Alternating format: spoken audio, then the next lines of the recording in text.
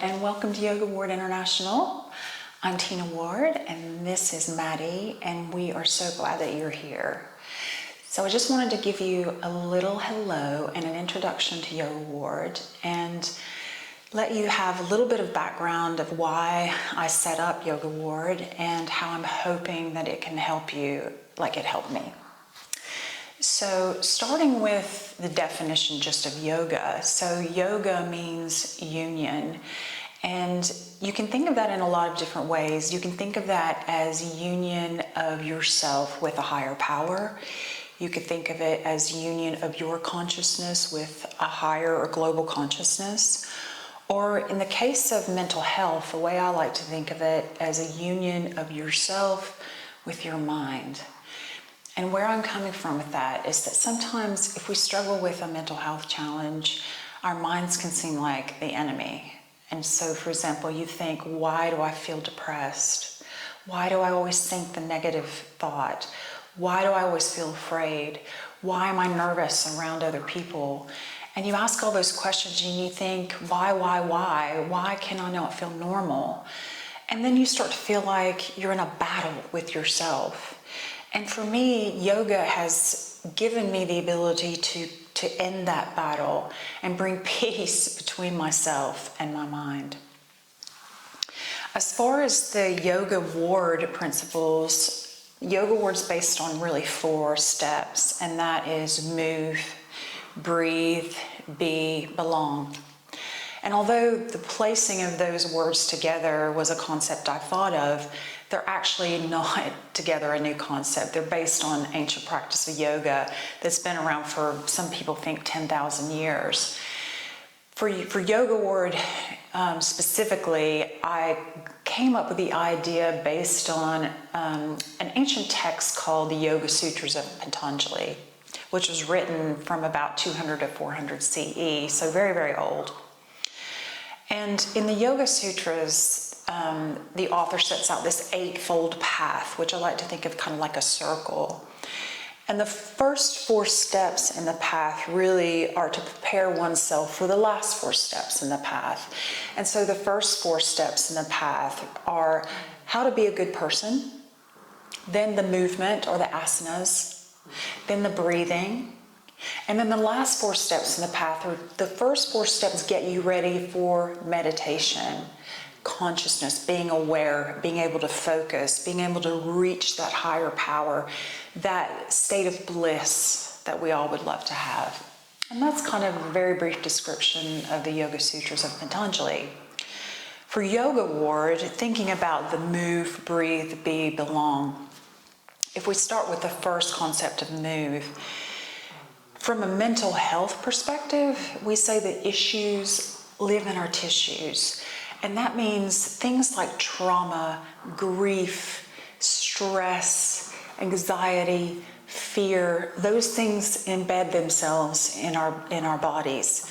And so if you move, especially with yoga movement, which is a movement of the entire body, you can release some of that and make yourself feel better.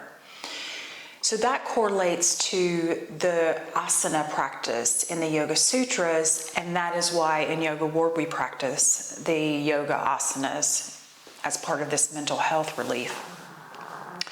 The second aspect of breathe is crucial for mental health for 2 real reasons. So the first reason is that controlled breath activates your parasympathetic nervous system, which means that you can calm yourself down with your breath. And that can be useful for anxiety and mental health, but it can be useful for right before you're giving a speech, right before you're going into a race. Anytime that you feel like you just need to calm down and focus, this controlled breathing can work for that. The second benefit for breathing from a mental health perspective is that it makes you focus, especially if you're doing breathing with the movement. So if you're moving in specific poses for yoga and you're also thinking inhale, exhale, inhale, exhale, and you're practicing breath control. So if you're practicing, like for example, Ujjayi breath, which is a specific breathing technique for yoga, you're thinking about a lot of things and you're not able to think about Oh, I've got this deadline at work. Oh, my boss isn't happy with this. You're not able to think about that. You're very focused on the movement and the breathing. And that really helps from a mental health standpoint. From an overall health standpoint, the techniques of breathing works for runners, works for cycling. It can really improve your performance when you're doing other activities other than yoga. The third step in Yogaward is B. And B is similar to the last 4 steps in the Patanjali Yoga Sutras related to achieving those states of higher meditation, of bliss. From a mental health perspective, B means come inside yourself, observe the workings of your mind, dismiss yourself slightly from that so you can understand what your thinking is doing. Are you exhibiting negative self-talk? Are you spending your mind worrying about something that when you take a step back just doesn't make a lot of sense? And so being can be meditation and practicing that awareness, but it can also just be mindfulness. It can be paying attention to your steps as you walk to the car. It can be paying attention as you're washing dishes. It can be a lot of things that just take you out of that mind kind of thinking autopilot that we get ourselves into, and it brings us into the moment. And doing that does wonders for your mental health. The 4th step of Yogaward is belong. And this step is really, really important for a couple of reasons, and it correlates back to the first 2 principles of the Patanjali Yoga Sutras, which are the yamas and the niyamas. The yamas and niyamas in the Yoga Sutras set yourself up for being a moral person, for being a righteous person, for doing the right thing. The yamas focus on how you behave with other people, how you behave in society, how you offer service. The niyamas are about how you are towards yourself. How do you show yourself self-love? How do you take care of yourself? From a Yogaward perspective, I like to think of it as self-care and also being part of the community that I'm hoping can support each other as we go through this journey together to find this peace and this quality of life that we so desperately want to find. So those are the 4 steps really in a nutshell. A couple of other just quick points to add. The first one is that Yogaward is not your destination. It is a tool to get you to your destination, which is inside yourself. There will be guidance. There will be some advice. I've been through this myself, so I kind of know how to go on that journey and how long you might expect it to take and how much work you might need to put into it.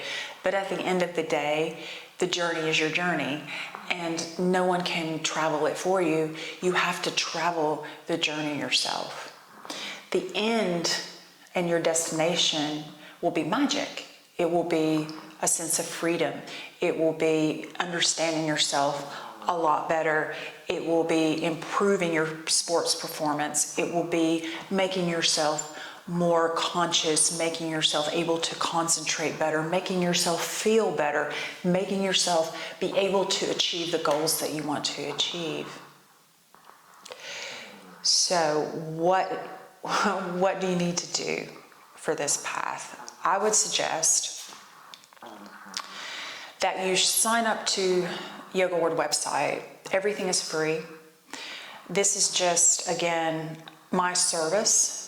If I've, found something that took me a long time to find, and I had a lot of bumps along the way, I'd like to offer that to you, just in hopes that it might help someone on their own journey to find this peace and quality of life.